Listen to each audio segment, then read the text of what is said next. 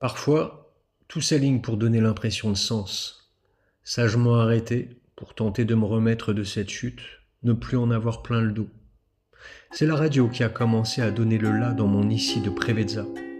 Eric Fotorino venait discourir autour de son dico amoureux du vélo.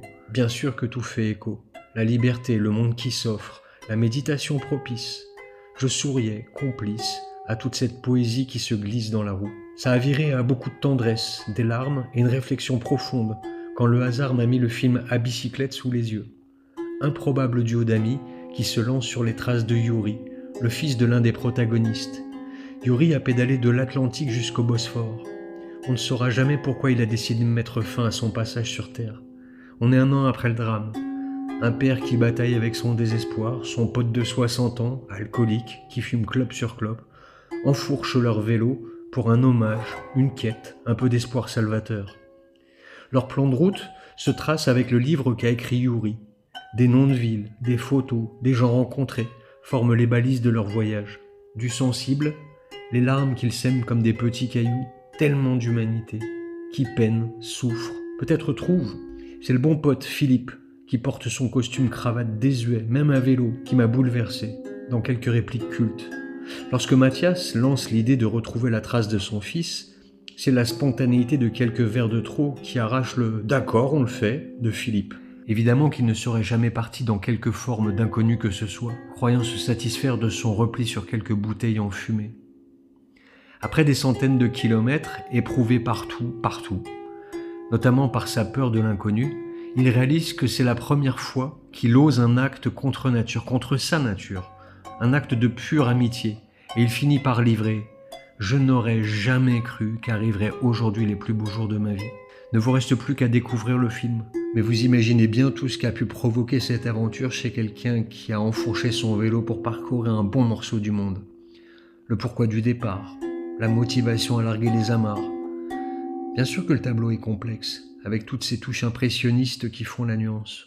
Avec ces 2 anti-héros héroïques, je m'arrêtais sur ce point précis, comme si 2 groupes d'individus se dessinaient, 2 formes de légitimité.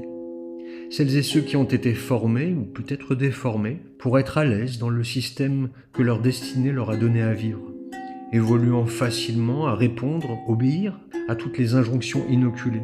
Autrement, il y a ceux qui ont su parer au déséquilibre du monde, avec de précieux garde-fous, l'amour concret, qui embarque votre énergie, votre attention, et qui vous comble, comblant aisément le gouffre des injustices et des surréalismes.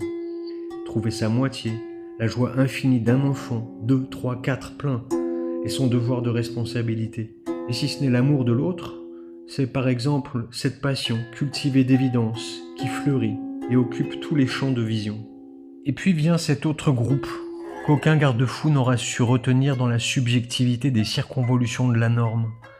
Des condamnés à la désespérance, des sages qui trouvent le calme et la patience de l'espérance, des êtres sortis de leur caverne platonicienne qui errent, perplexes, de toute leur humanité libérée et singulière.